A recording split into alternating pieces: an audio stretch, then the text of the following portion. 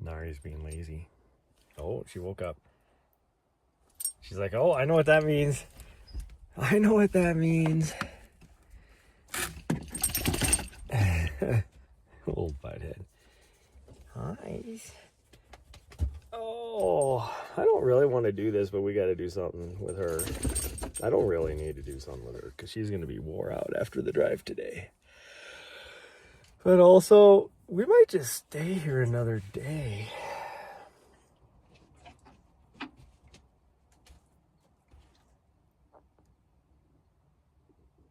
Because I'm not going to lie, it is super nice up here. And it's actually warmer. Look at that, there's snow. There's snow still up here. But it's warmer here than it's going to be back in Montana when we get there. So we might just stay another day. We'll see. I'm almost half convinced to just stay another day. I do have enough food. It's all like frozen meals, but I have plenty of food. I have like probably 8 more meals in my freezer, so I'm not worried about food.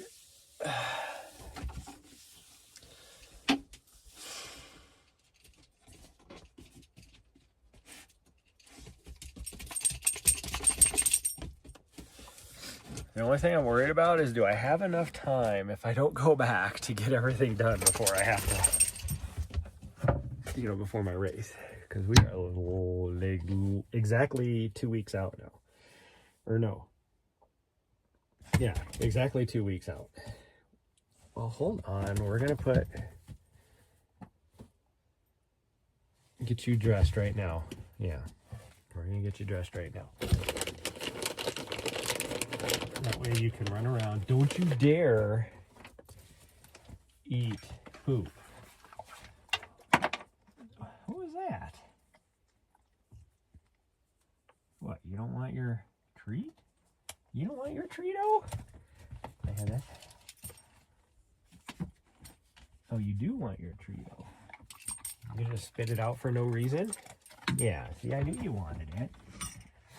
I knew you wanted it. Well, hold on. I don't know why this is being so difficult. There we go. Yeah, I don't know why that's being so difficult. Get your ear out of the way. Your big old floppy ear. Yeah, there you go. No? Oh, yeah. That's your choice, huh? She's going to come back and grab that, I know. Yeah, there it is. Like, spit it out. And then she was like, you know what? I think I do kind of want that.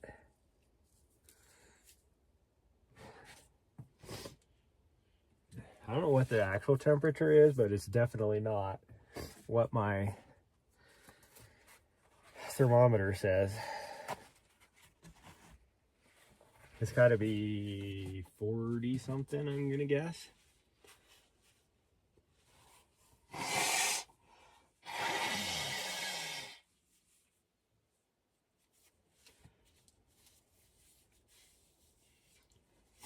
I can tell you that this high altitude is wrecking my sinuses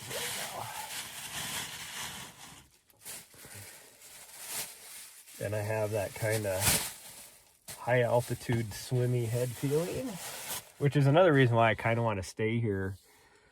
I might have to see if I can drop her off a day earlier so that when I come back, I can stay up here or Flagstaff, it doesn't matter which, for a few days before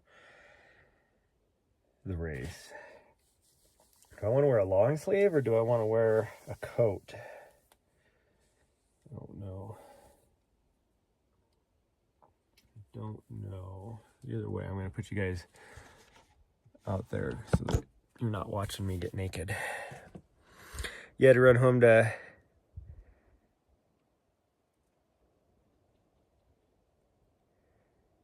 outside. Hey, that's your choice.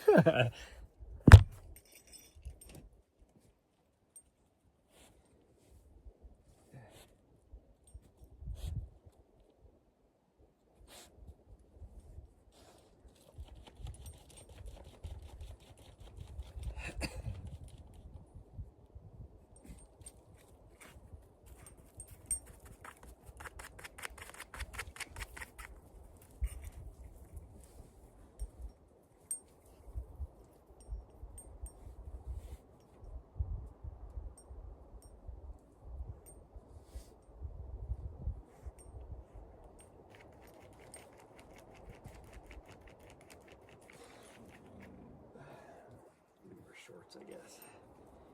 Thought about wearing my pants instead, but people wear shorts. I don't know what I want to wear. It's kind of chilly. That wind is cold. So I might actually wear tights.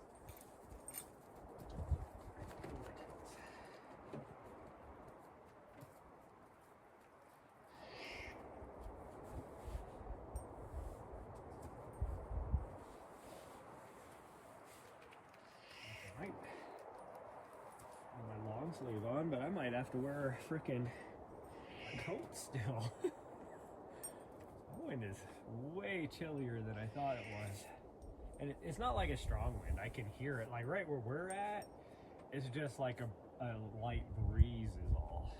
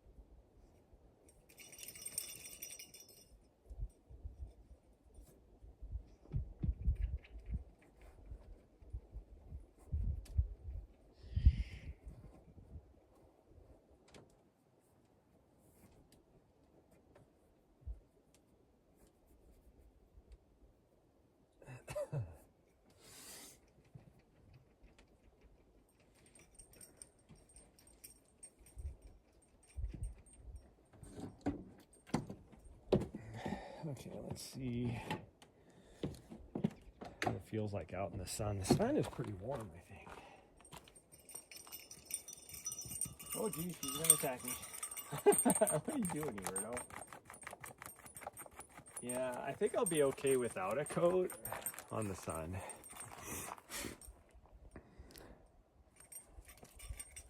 She doesn't like the buddy on the leash. Yeah, I understand that.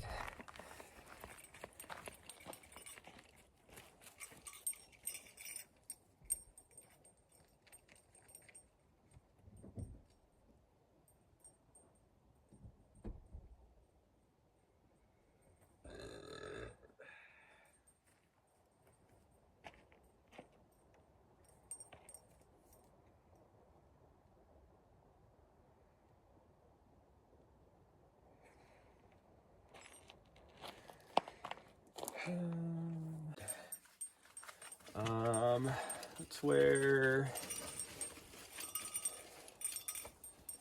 this one, I guess. I need to get rid of some of my hats when I go back to Montana. Well, I mean, I'm going to be dropping off a bunch of stuff probably, just in case I'm able to crew out of this thing. I'm going to get rid of all of my camera stuff for the most part, because I'm not going to need it.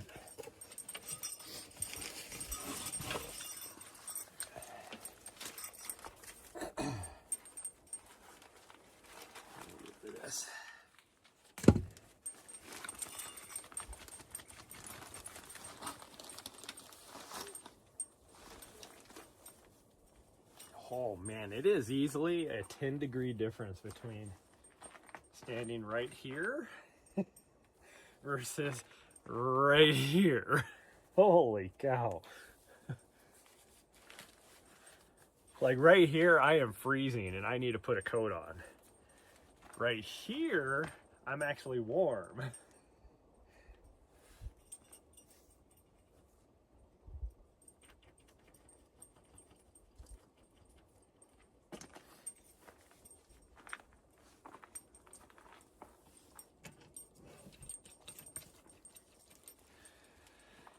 Okay, let's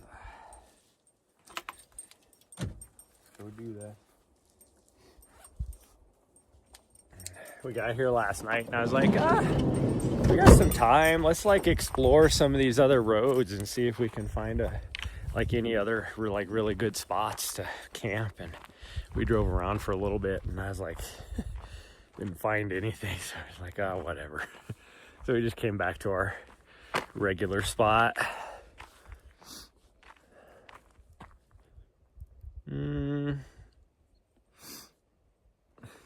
know which way to go.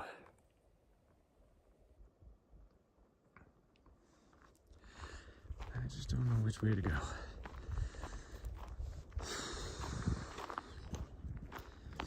Oh, that wind is chilly. Now that I'm over here, I can feel that breeze a little bit more, and it's chilly. It's not like a wind.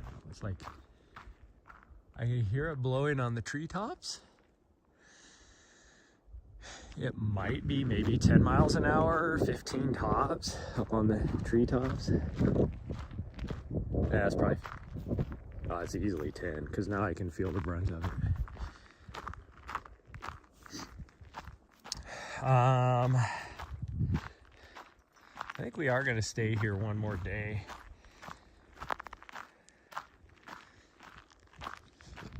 Oh, excuse me, because it is. Oh, so freaking super nice up here. And again, it's warmer here, or it's supposed to be warmer here. And I don't mean warmer by like on top here. If I look at the, like if I just try and like pinpoint my location, it'll tell me what, which is only like 5 miles that way, because there is a weather station up there. 5 miles that way, because there is a weather station up there.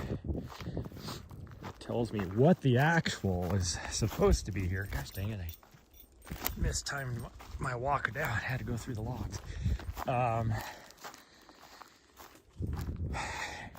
It's supposed to be 62 degrees here and sunny. I thought you had to get back to Montana. I do. That's why I'm like, I have to figure, like, I'm hoping if I stay here an extra day that I'll still have enough time to do whatever I need to get done. But that being said, so I'm like, maybe we'll stay here an extra day, because I think I will still have enough time. 62 and sunny here versus 50 and rainy in Montana. I'll take the sunny and the 10 degrees warmer. Just saying. Okay, well, let's run for a little bit. I don't know how far we're gonna do.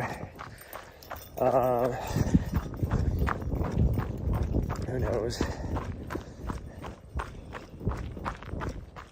I don't know. There's that part of me that's still like, can't get back to Montana.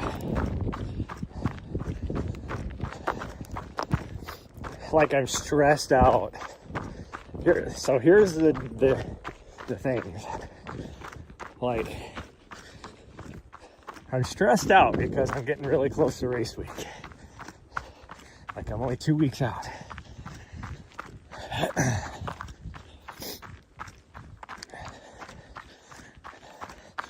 Haven't even started packing anything because I don't have everything to pack. It's back in Montana.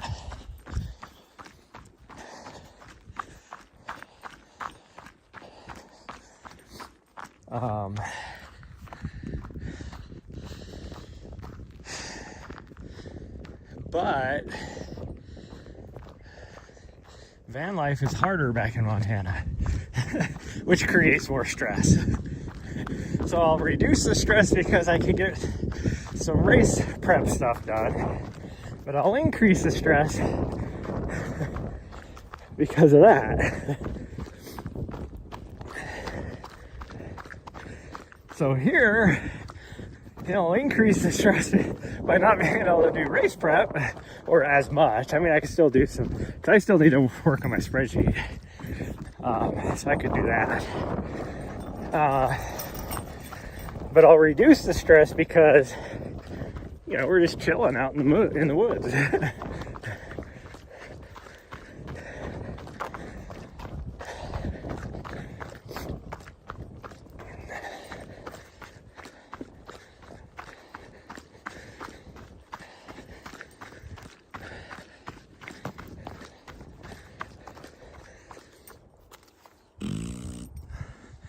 don't know what my dog's doing.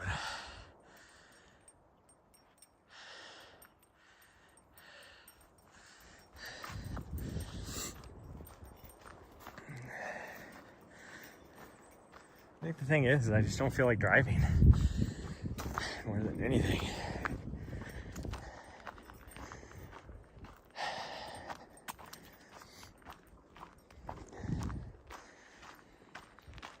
Whew. But I do need to get back to get a long run in. So if I don't drive back today, I don't know. We might still drive back today. If I don't drive back today, then I'm gonna get back late tomorrow night and then have to wake up after driving for, 12 hours, 14 hours, whatever it ends up being the day before,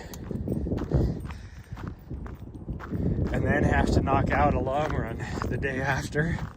Versus if I get back tonight, then tomorrow I can, just do like 10, 12 miles, so my legs are loose, and then still knock out my long run on Wednesday.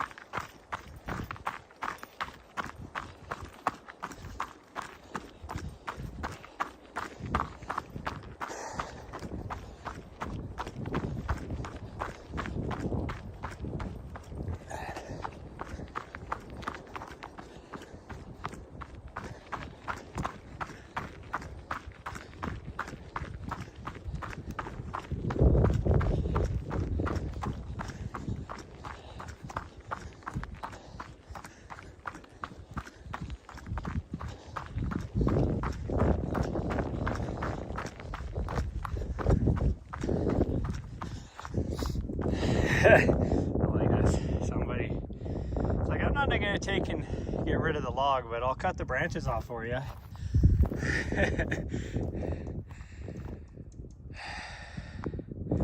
Yeah, get back to work.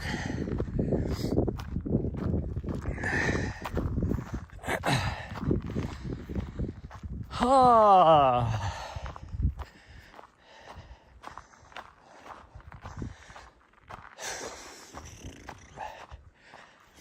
I don't know, we might just do the 5K this morning, just enough to mostly just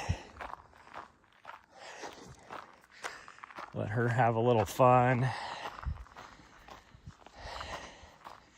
My legs get a little bit of something in them, and then drive, because I don't know as if I'd be able to do a long run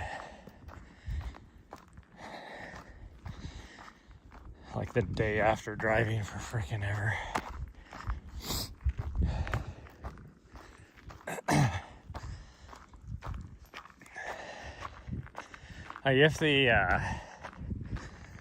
If it was a little bit nicer in Utah, I would, which is funny to say because Utah's only like, if you go straight north of here, Utah's like 20 miles. I mean, technically it's only like 30 miles if you take the highway, I guess. So it's probably less than 20 miles if you go straight north of here. Like, I can see Utah. Way up there, those things in the distance, that's Utah. But it was nicer, like, say up by, like up in the Tushers or something, or maybe the Wasatch. We could just drive like 6 hours today, and yeah, it wouldn't be 6 hours, 4 or 5 hours today. And then just stop somewhere else and get another run in. But definitely don't have that in me.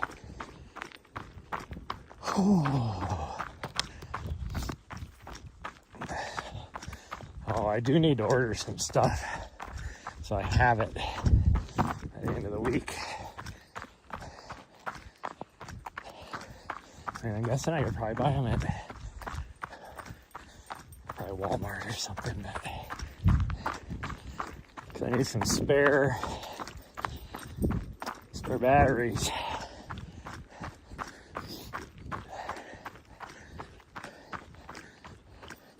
And by batteries, I mean like the power bricks.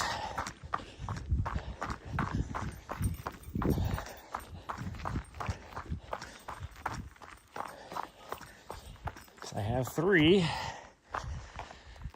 I want to have one on me at all times, and then put one in each one of my drop bags for just in case. Whew.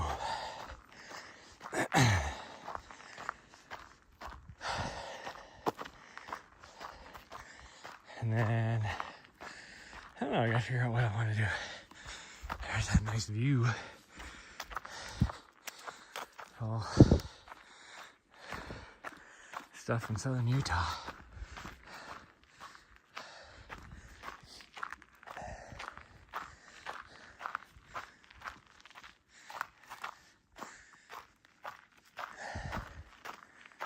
Wow, I'm regretting my decision having my freaking tights on now. That sun is warm. I'll just put it that way. So that wind this is super chilly. Like right now, I don't feel that wind at all. And here I am in running tights and a long sleeve shirt, and I'm like just roasting here.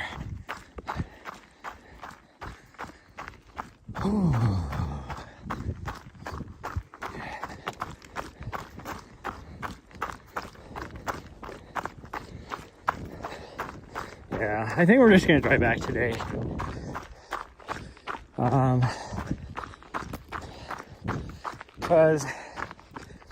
Because my other reason for wanting to stay here is for high altitude, but I'm not gonna be here long enough for that. So I might actually see if I could drop Loma's butthead off a couple days early, and then try and acclimate to the high altitude on the way back, because I'd have to be here at least 3 days, and then I'm gonna be gone for a while, so it'll just, I would lose all the benefits.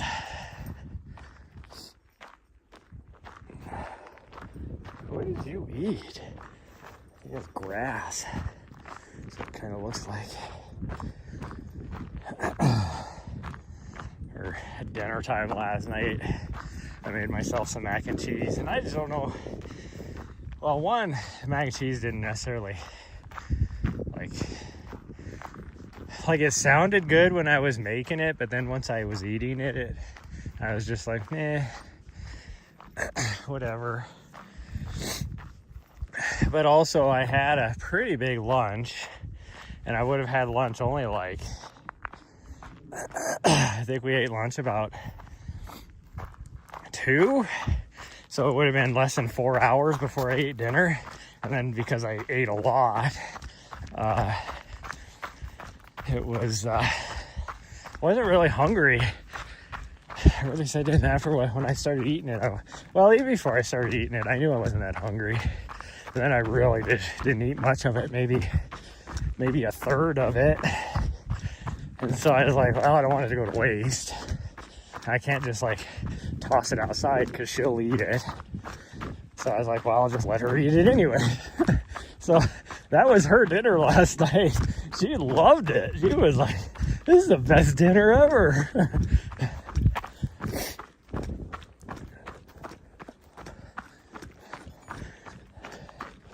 I was really worried she was going to have tummy issues throughout the night, but she seemed to be fine. And then that poop looked fine. I think she's good.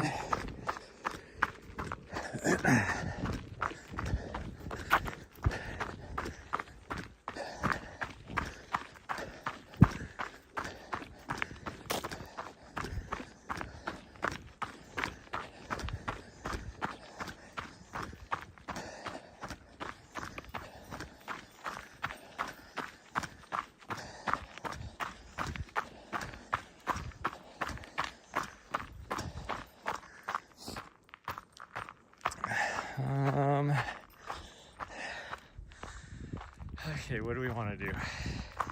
I'm gonna lose signal really fast after we jump across this road. I definitely need to do more than a mile, or what would be 2 miles round trip. We could go to this sinkhole, because the sinkhole is almost exactly 3 miles, and that would give us a 10K for the day. But the signal is going to go in and out. And actually, I was thinking, this says the sinkhole is 2 miles. I think that's actually not right. Huh. I'm definitely warm, that's for sure. This road coming in was so muddy last night too. So muddy. I mean, you can see people's footprints even going across here. Yeah, it is so soft. Okay, well, we're gonna go a little bit further, I guess.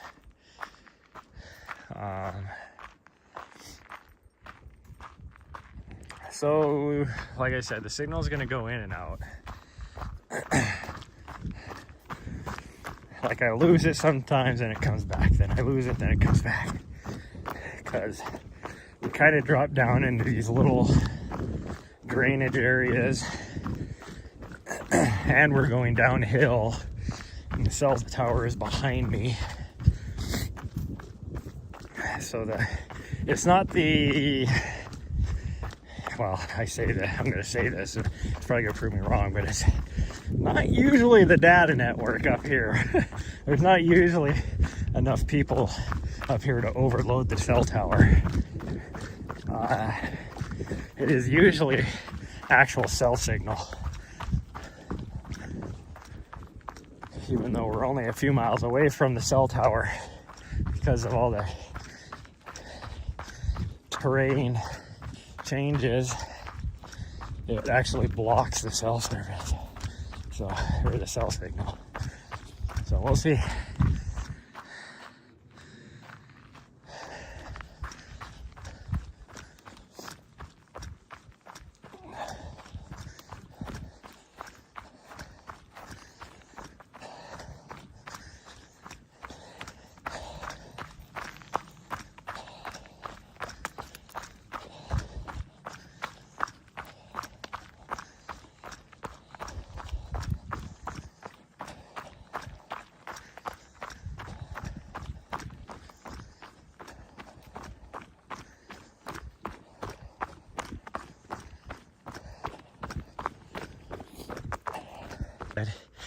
Last year during the Cocodona live stream, when everybody made fun of her for saying that the ponderosas smell like butterscotch, now I get what she's saying.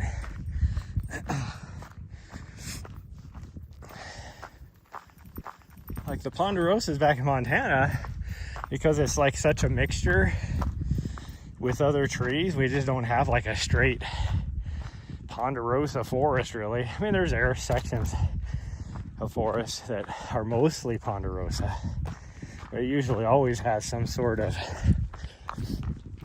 other pine or a fir or something mixed in there, like a Douglas fir or blue spruce. But here, when it warms up, especially that sun, when it warms up, the ponderosas do smell like butterscotch. Or at least I get hints of butterscotch, let's put it that way. Maybe they don't smell, you know, exactly like butterscotch, but I definitely get the hints. Okay, it is freaking hot out here now. Now that I'm out of the wind, I am like completely overheating.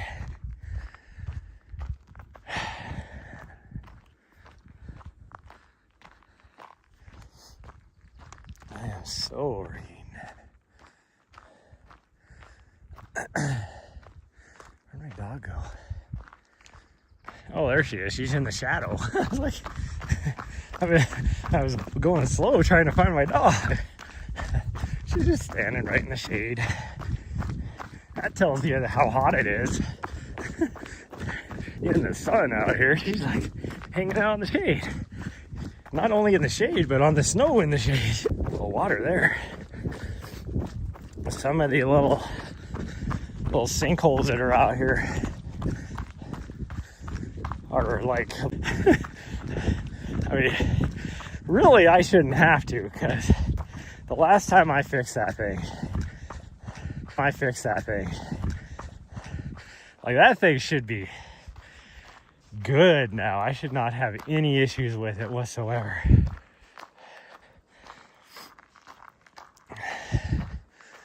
If I get back to Montana, I was just thinking about this because last time we came through this section, there was a whole big old, what do you call a big group of turkeys? Is it a flock of turkeys? Gaggle of turkeys? Oh, didn't we just, was it a squad?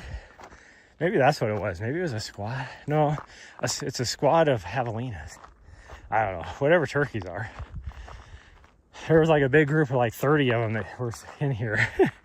So that being said, I just like, oh, maybe I could go do some turkey hunting before the season's up, because end of this month is the end of spring turkey season. But then what am I really going to do with a turkey? Probably nothing. I wouldn't be able to take her, so I'd have to put her in daycare, and then somehow, well, I actually know where there's some turkey near Helena, so I could hunt around there, or at least I know where I've seen some turkey, so I could hunt around there.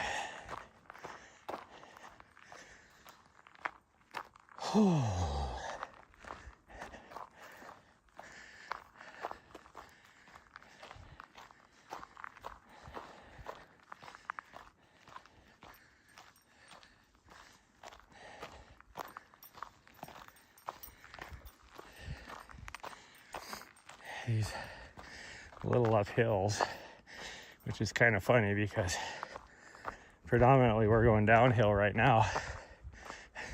Then when we turn around and go back, we'll be predominantly uphill, but like right here is an uphill section. It's kicking my ass because of the altitude. And that's why I need to do some stuff before race week.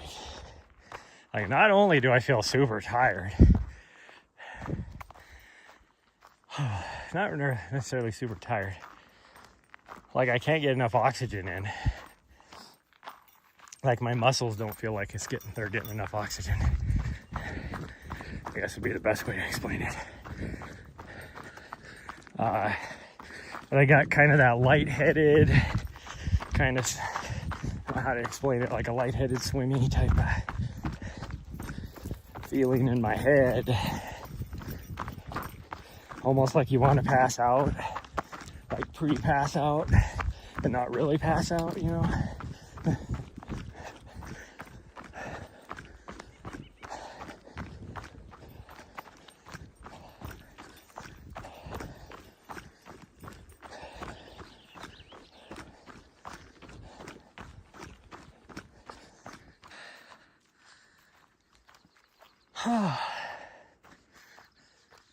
They have been doing a lot of thinning out in here.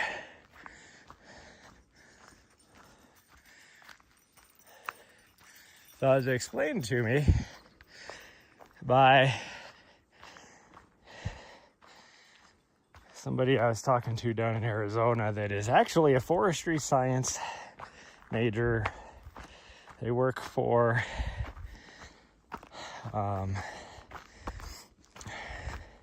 National Forest Service. Yes, they were not one of those that got freaking fired or whatever, let go, laid off. Because I was like, why would they do what they're doing?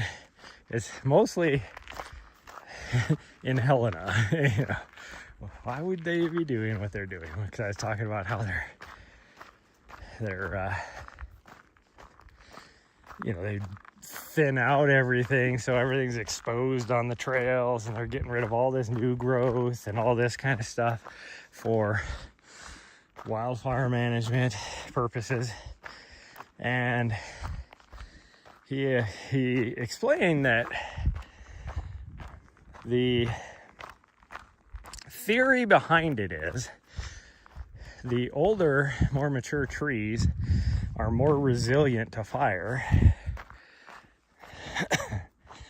than the younger ones. And so if you do have a fire and there's a lot of new growth, because they're a lot lower and everything, it's actually going to make the fire worse.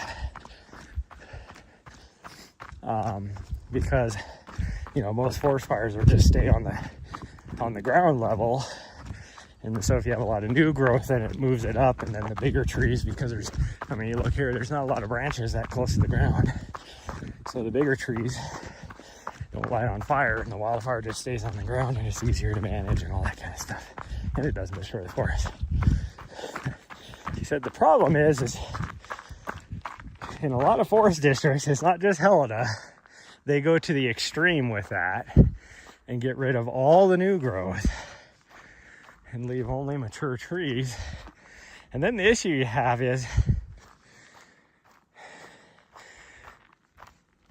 your bigger trees die and you don't have any younger trees to replenish. So it's like, if you're do a really good job, then you'll have a mixture of new growth and old growth. And then also he said that, because I noticed it here, because in the burn area, a lot of the burn areas up here, there is not like tons of new growth. They haven't done anything with it. It's just new growth.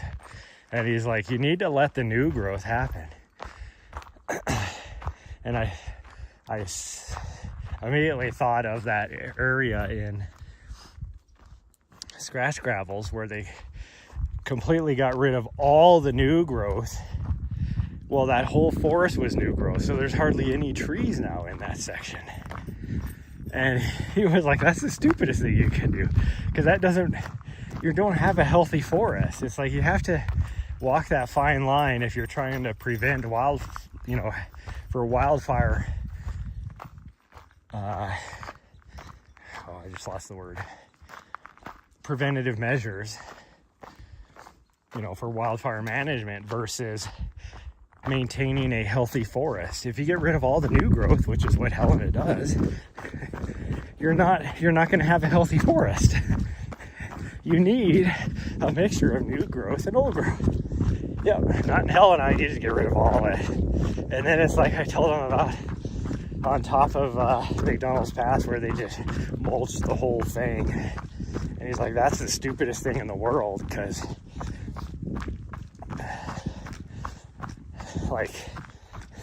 you can't just get rid of a forest and be like, well, don't have to worry about wildfires now. You can, but then again, it's like you're not managing the forest, you're just getting rid of it. That's the whole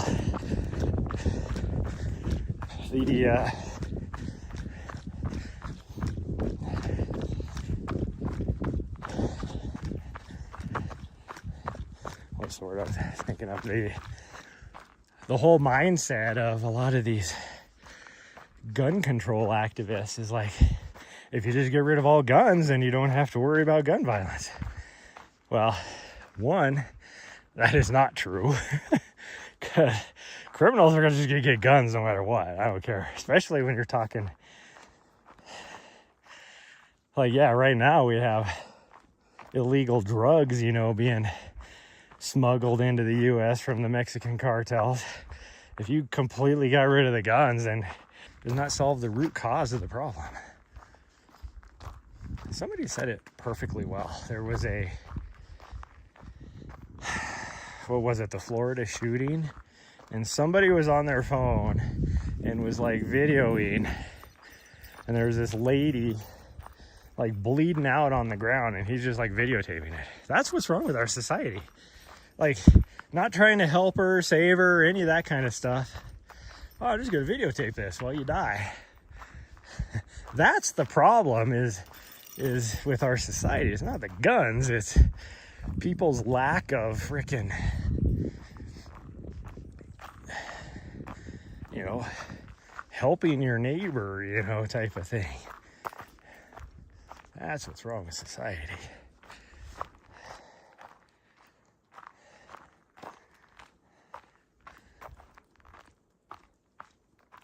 Well, this is a sinkhole right here. And we are at 2.5 miles. That's why I was like, I don't think it's no 3 miles to here. I was positive of it. I'd like to see if there's any water down in the bottom of this. It doesn't look like it. I'm definitely not going to go down in there because I will definitely lose signal. I mean, I'm already having shitty signal right now.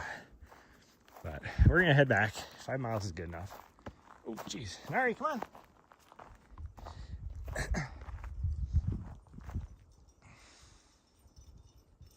Good job, sweet girl. Yeah, we're going to go back.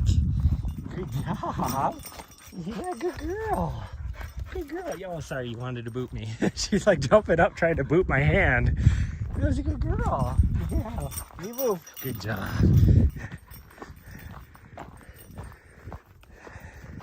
It's like, ah, snow. I love eating snow. You love eating snow. I always forget because she never comes back like that, really, that she's supposed to boop. I taught her to boop. She does it if I'm with other people. She'll go to them to boop. She'll just run straight past me and she'll come back and try and boop them. And they're always like, what the heck is she doing? Why is she trying to get my hand? Oh, sorry, she's trying to boop. That's what she's supposed to do. So just now we came back and she kept jumping up at my hand like, come on, let me move. And I was like, oh, sorry. Oh.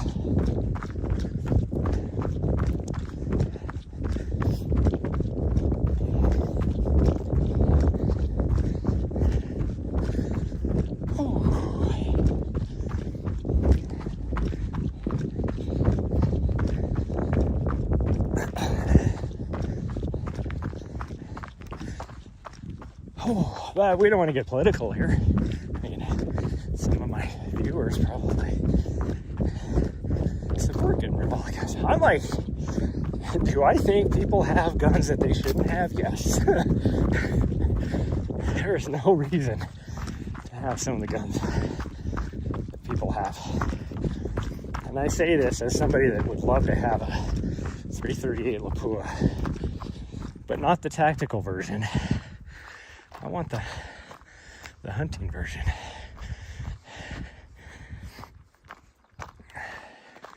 Because I still have hopes one day. Because I'm a big hunter. Haven't done much the last few years just because it hasn't worked out. And it's hard when you're living the van life because I don't have the freezer space for you know, if I shot an elk or something. A deer I'd be able to do, but not an elk.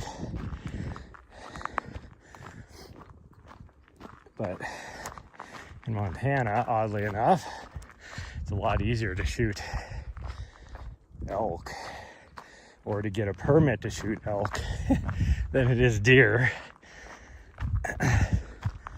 Because I would say 50% of the time I get a cow tag, so then I can shoot in the area I shoot. It's got easy access, all that kind of stuff. I can shoot either or sex, no problem. And there's some, like my area, even if you just have just a regular permit, there's like 1 week or 2 weeks out of the year where you can shoot either sex as well. But deer, you gotta, only shoot in most areas an antlered buck. And I should say an antlered muley buck. And if you have access to private land, then sometimes you can get like a doe permit to shoot like a whitetail as well.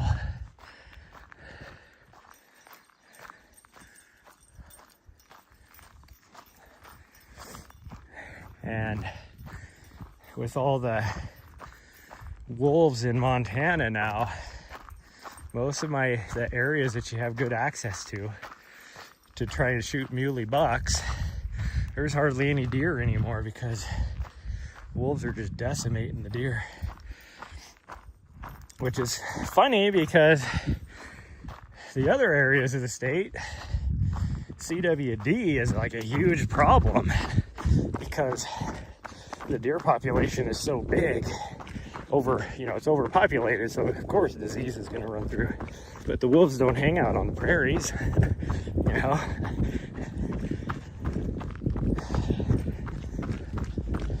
So you go from one extreme to the other. You got overpopulation, like on the eastern side of the state, especially the northeastern side of the state, and then underpopulation everywhere else because of wolves. And I'm all for having wolves, but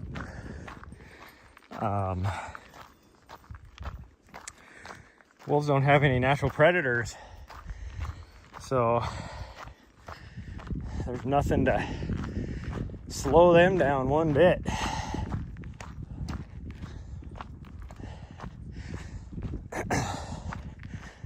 And the only way to keep them into check is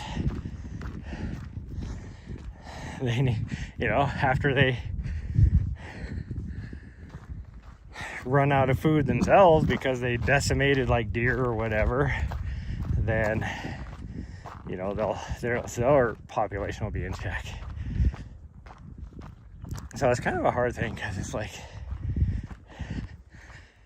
if man's not hunting deer, because then there's nothing for man to hunt. So it's like the natural balance is what's hard. And I mean the wolves, because there's so much elk. Is it hard for them to take down an elk? Yeah, but the winters are so harsh that a lot of elk do die just from the winter. So they're always going to have food.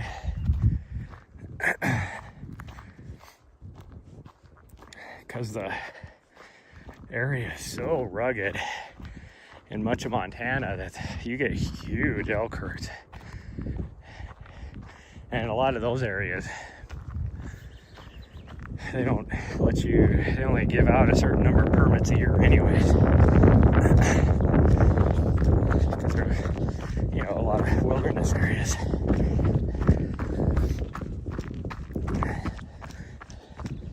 I mean, I've been putting in for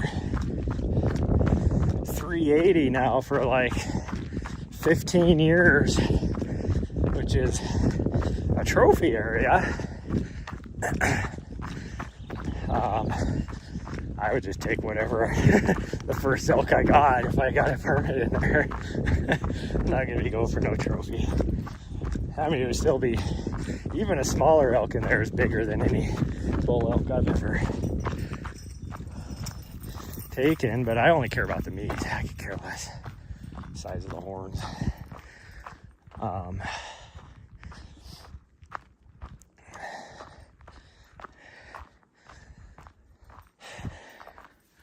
But I still put in every year.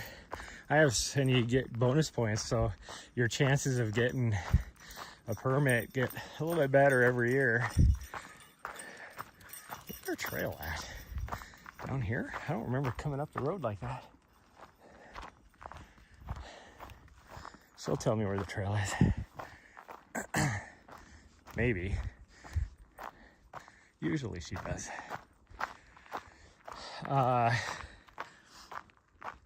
But every year they get like freaking, 30,000 people put in, and there's only like 20 permits every year in that area. This will probably be the year I get it. It's just like one of the moose areas I put in. I'm not ready to hunt moose, so I always, because it's hard to get a permit for moose in Montana. No, right here is a trail. You missed it, you fool. Right here. Right here's a trail. See, somebody even put a little sign or a little wall here for us. Yeah. You fool. You fools. Oh, you're such a fool. Yeah. But the area I put in for moose, they only give out one permit every year. And there's not a whole lot of people that put in for it, but there's still enough that my chances of getting it are like less than 1%. So, although every year, because I have more bonus points for moose, my odds do increase. But, and you know that the moose population is increasing in that area because they've started pushing even on the hell of meat for me.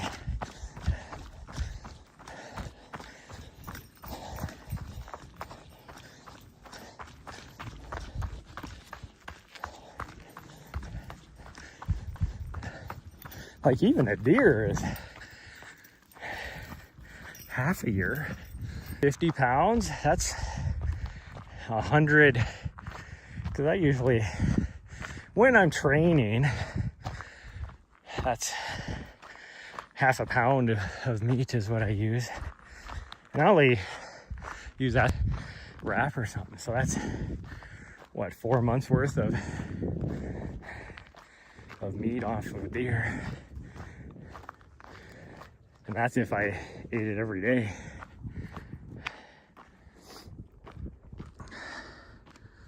Whew. Cause I just, from like my deer and stuff. Well, I guess the tenderloin and the loin I will, you know, cut into steaks, but pretty much everything else, I just grind it all. Like, I'm not one of those that's gonna, you know, have all these freaking venison steak.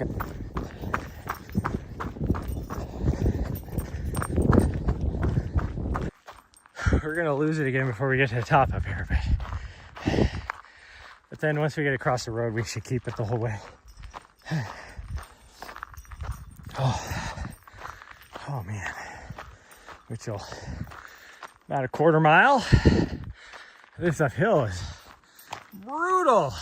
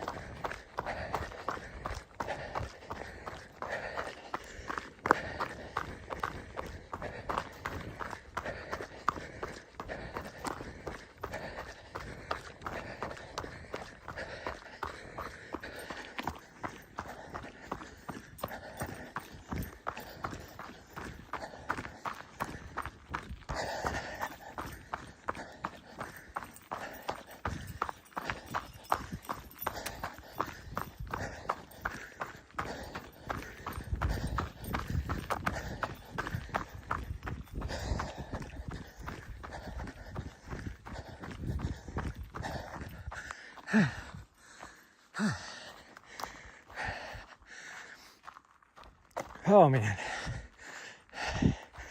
what are we, like a 10th of a mile from the, a little more than that I guess, to the road.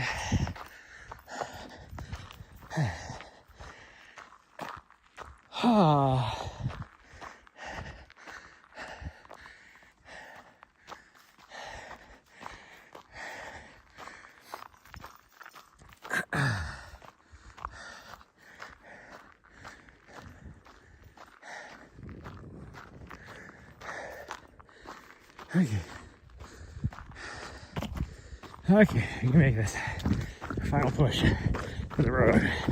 Although we still got uphill after that, but at least I can get back to the signal.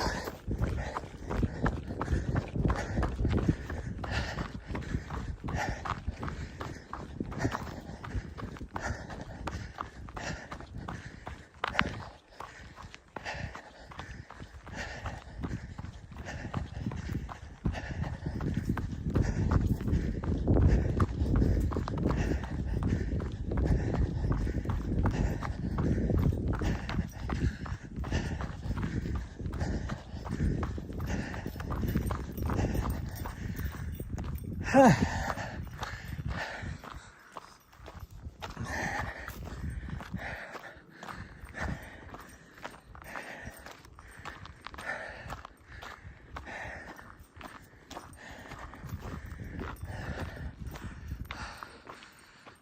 now we're back.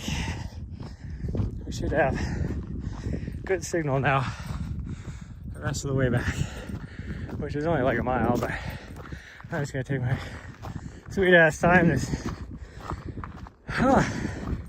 altitude is getting me.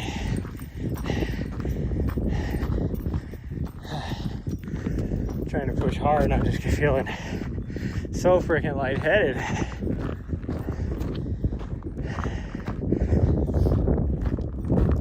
Oh, that wind. I'm not an advocate for wind, but that breeze feels nice.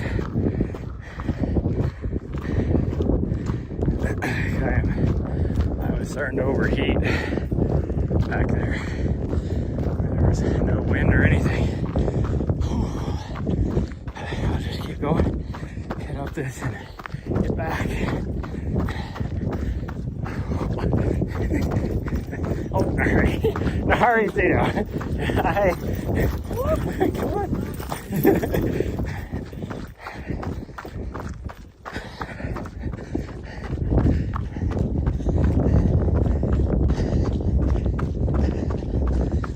That's the first through hiker we've seen out there. I wonder how they made it through the snow, or maybe they skipped that section. Or they might have spent a long time coastal.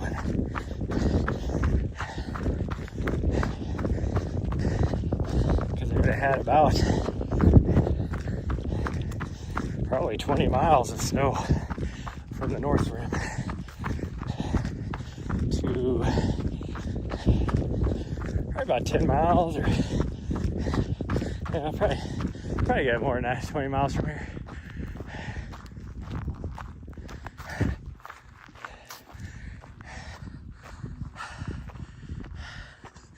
Is it hot? It's not hot. It's pretty mild here. I think the air temperature is like probably in the mid 40s right now. It's supposed to get up to about 65. But the sun, when you get out of this wind, that sun is hot. And then because I dressed for how cold the wind felt at my van, I'm wearing a long sleeve shirt and my running tights, which are black. So that sun is hot. I guess some of that through hiker had on shorts, so that tells you she was comfortable. I wish she had a long sleeve on, but it was one of those long sleeves where she could take it off pretty quick. Like she didn't have it all buttoned up, it was loose. Oh man. Whew.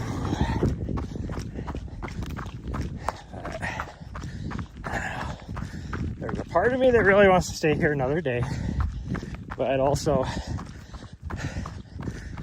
I'm stressed out because I need to get back to Montana and get everything set up for my race.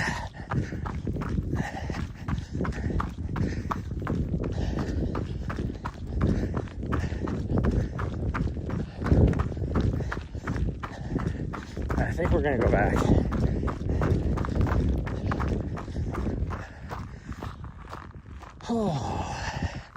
Because I have to do my long run no later than Wednesday.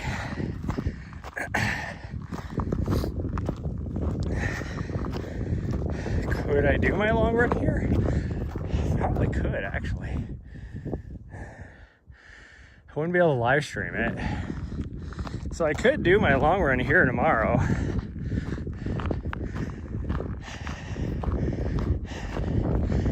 That is an idea.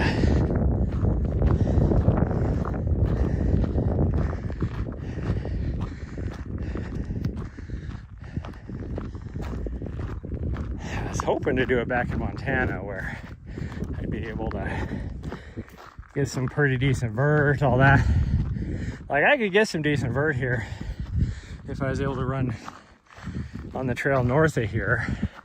But from what I saw driving in, I think it would be too snowy. Oh, southern Utah's looking pretty cool though. And we'll stay here another. See if I can zoom in. Bam! There's southern Utah. Looking pretty good. Ah.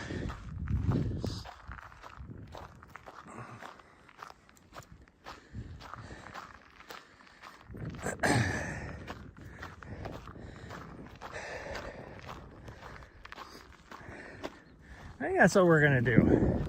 I think we'll knock out our long run tomorrow. I won't be able to live stream it though.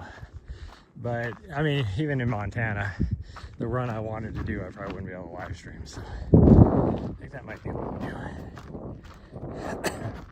I will decide in the next hour. Because I either need to leave or stay. Because if I don't leave within the next hour, what time is it? Yeah, actually, if I don't leave within the next half hour, I'm gonna be getting in really, really late. Like, we're talking 2 in the morning late. Even as it is, we're talking about probably 1 in the morning if I left right now.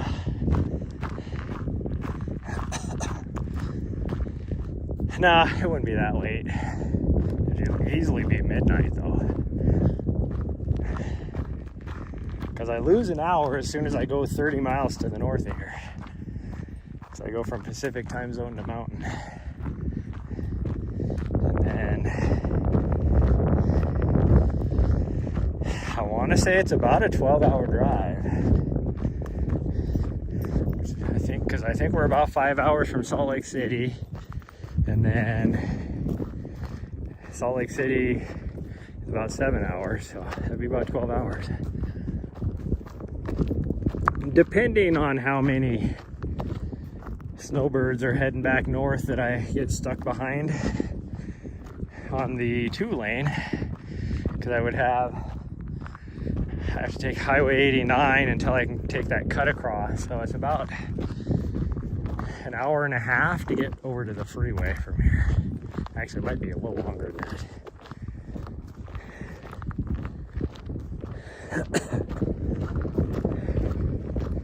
Because I think Panguitch is 60 miles and the speed limit's 60, so it's not like I can go any faster than that. And then you get stuck behind the snowbirds with their giant RVs that are only doing like 50, 55. And then from Panguitch, it's about 30 miles to the freeway. So that's 90 miles. So I guess that's an hour and a half. Oh. And that's a 2-lane road that's windy. So much of it, you're only able to do like 45. There's one section of about 5 miles that you can only do 30 miles an hour on. Because it's so freaking windy. Last minute deciding, yep, that's what I do. You know, it's like I had somebody volunteer to pace me, and then she volunteered her husband to crew me if I needed the help.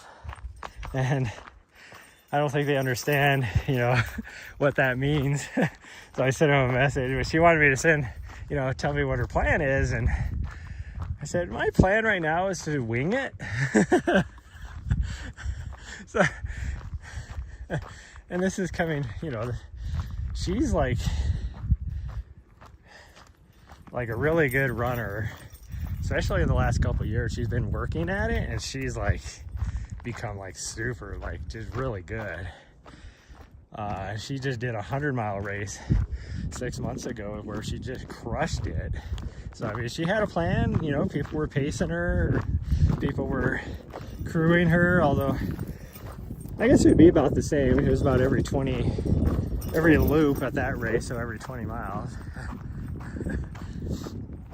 But it must be a guy thing. Well, I have a plan, like I have a spreadsheet. But the problem is this training block hasn't been like a true training block. I've just been like throwing stuff together to at least make it to where I can survive the race. And the first 50K of this race demolishes people. And so I don't know how well I'm gonna do. Like, I truly don't. So it's like,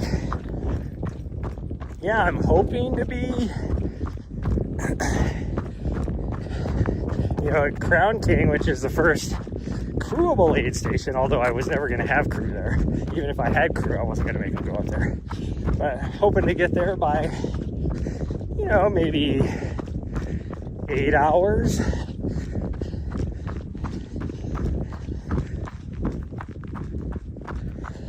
Which, when you think about a 50K time, is like ridiculous. But I'm like, hopefully I can get there by 8 hours and not destroy myself. Like, the people in the lead, they'll be coming through there in like probably 6 hours.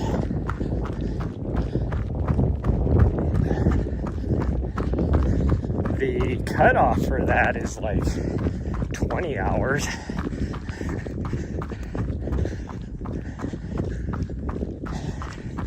So if I can make it through there, then to get like to the spot where you can pick up your first pacer, it's like mile 78. And that would be the first place I would want to be crewed. I'm hoping to be there, you know, around the 14-hour mark. 15-hour mark, somewhere around there. But in reality, it'll probably be closer to like 18 hours. So I was like, you know, I can give you my best guess. That's why I was just gonna wing it.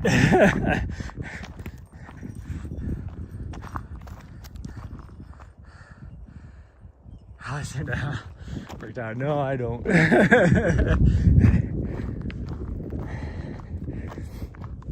And I mean, after that first 50K, if it completely destroys me, then I'm not going to be moving fast. Like the whole rest of the race, the last 230 miles of the race, I'm not going to be moving that fast. And that's why, like, people, I was talking to somebody 2 days ago about my decision to not do that first section, because the race, it was the day before I was working that one race down in Phoenix. So what was that, 3 weeks ago? And they put on a training day. They fully support, like, you just sign up for it, and they provide, you know, a shuttle back or all that kind of stuff to run that first 50K section. And I think it's actually it's the Crown King, which is like 38 miles. It's that first 38 mile section. And I didn't sign up for it. And then I was thinking about just doing parts of it. That's why I was going to go up in the Bradshaws and just do part of it.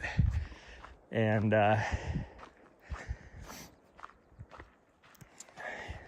just so I was familiar with that section. But then I was like, you know, I know you, talking to myself, third person Monday. It's like, I know you. Sometimes it is better for me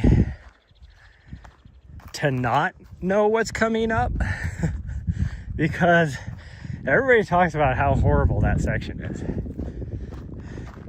So if I go into it just knowing it's going to be bad, but not truly know how bad it is, or I might be surprised by it not being as bad as I picture in my brain, like sometimes I can do a lot better. Like I can push through it because I don't know what to expect. And so I wing it.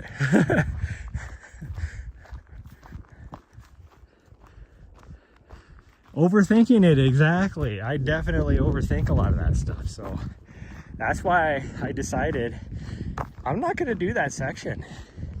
And I'm just going to experience it for the first time when I'm out there. And I'm just going to take what is given to me. I'll push as hard as I can without trying to blow up. Just listen to my body and we'll see how we do.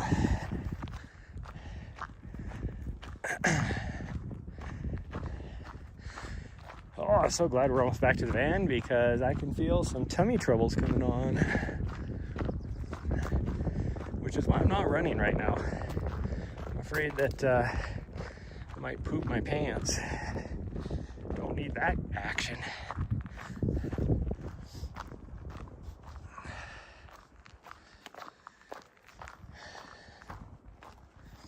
And I'm fairly familiar with the rest of the course. So, because I've been on most of it, not all of it, but I've been on most of it, or at least been in the areas where it goes through. And so, you know, it's all similar. Like this, what I'm on right now is what pretty much once you get on top of you climb out of Sedona and get on top of the rim, all the way to Flagstaff is like this. That's why I love training up here.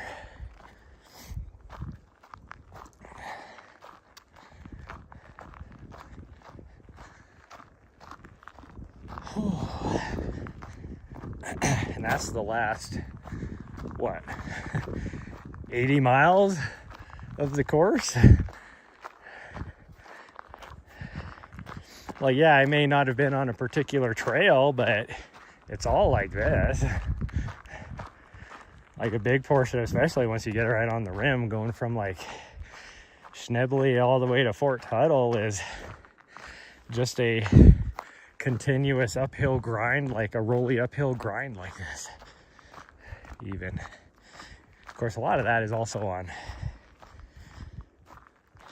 like a Forest Service road, like a pretty nice gravel road too. Oh yeah, I'm gonna have tummy troubles. I can feel it. I can feels it.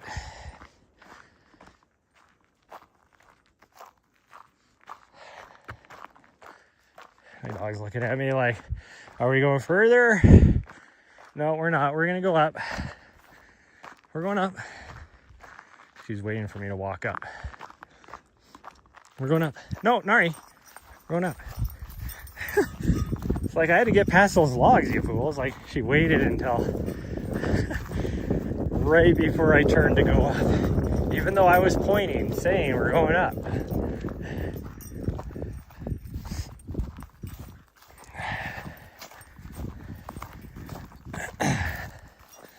There is like a lot of little baby ponderosas growing up right here. Tons of them. That's cool to see. This area is kind of wide open. They're just hidden in the grass. You wouldn't even know they were there until you walk through there. Oh, we need to go this way. How the heck did we come out over here? We need to go this way. There's my van up there.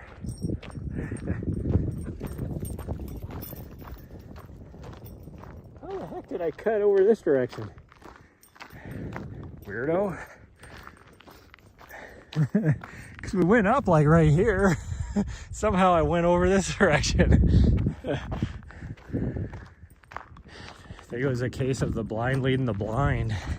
Because I was kind of following her, but she was kind of following me. So we were both leading each other astray.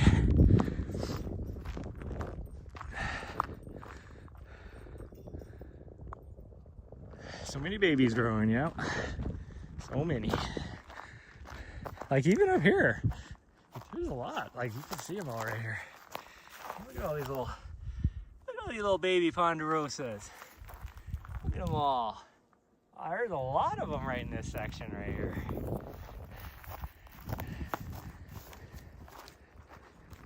Kraken, good morning. You got here just in time for us to be done.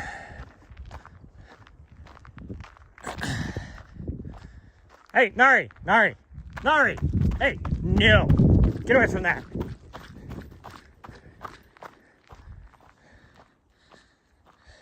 Little butthead. Somebody, whoever was camped here last time, pooped over behind that tree and didn't bury it. So she keeps going over there trying to eat it. Freaking gross. Dude, she's so gross. It's like we rolled in here. We weren't even here 30 seconds and she jumped out of the van and just went straight over there like she knew it was there. It's like, how, you don't know it's there. You haven't been outside yet, but she just went straight over to it.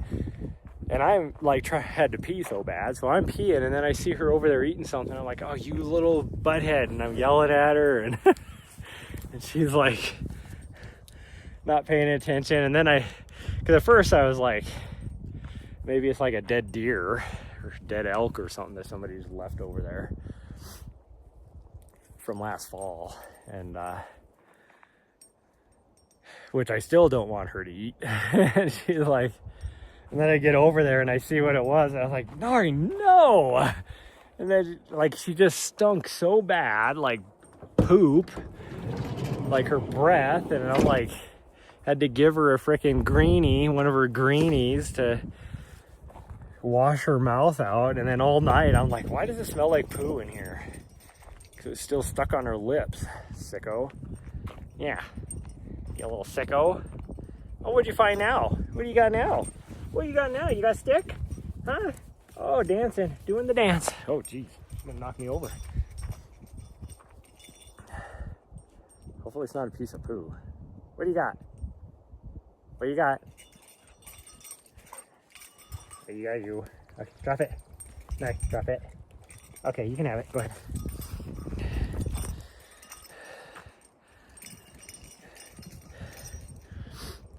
She actually listened to me and dropped it so I could see what it was. She just like immediately spit it out, and then I was like, okay, you can have it, because it's just like a little plastic, I don't know, cap of some sort. I'm like, whatever. I know, I'd rather you have that than a piece of poo, because she's not gonna eat it, she's just gonna play with it.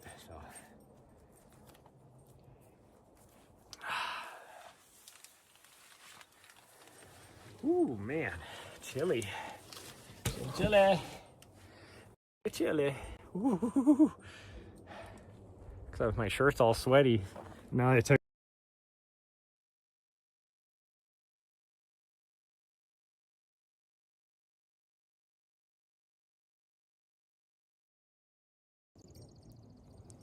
Gosh dang it! I got effed by my car again. It likes to connect the mic to that for whatever reason, even though all I did was open the side door. Yeah. Hopefully my mic is back now, because I just noticed that.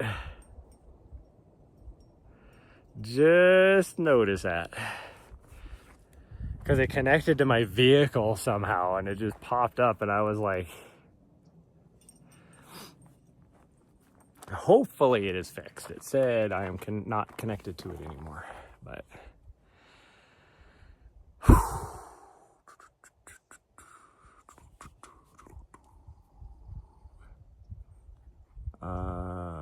All good. Okay. Well, I actually have to go anyways. I just looked at my battery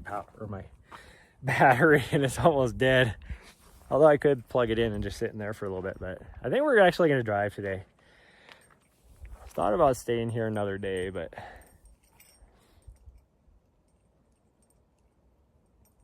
I'd rather do 20 miles with like 4,000 or 5,000 feet of vert than 20 miles with like 1,200 feet of it.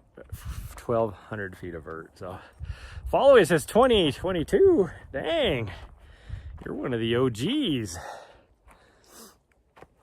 So you were around, was I still in DC at that time? 2022, I probably was. Was I still running in DC at that time? I guess that's the question. because I left DC in March of 2022, I want to say. Gosh dang, has it been that long? Yeah, it would be that long. Because I started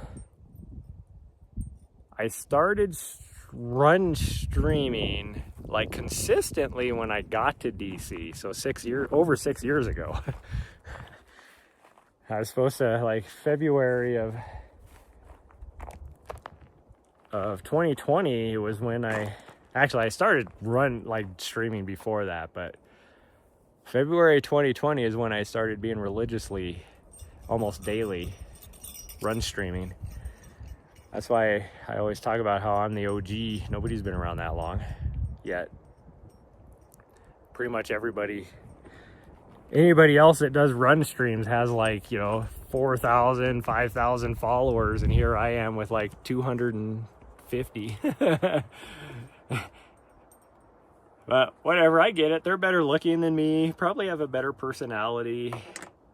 And one bad part, like, I started gaining followers pretty fast in DC up to a point, but then when I left DC, I will say my streaming quality has gone down because I've done more trail running type stuff. So is it fun to watch one of my streams? Not necessarily, because the signal keeps going in and out. But that's all good. I don't do it for the fame or the follows. I do it because I love just talking to people. I love the small community. But oh well, that's gonna be it, everybody. We got to get going. I am gonna drive. I decided we're driving. We only did like 5.5 miles is all, so but that's enough. We got about 12 hours of driving to do, so yeah, that's what I'm gonna do. So we're gonna get going. Bye, everyone. You should see me tomorrow morning, so I will be in Montana somewhere. Not sure if it's gonna be Bozeman or Helena, but we'll be somewhere knocking out a run. So bye, everyone. Love you all. I'll see you guys next time.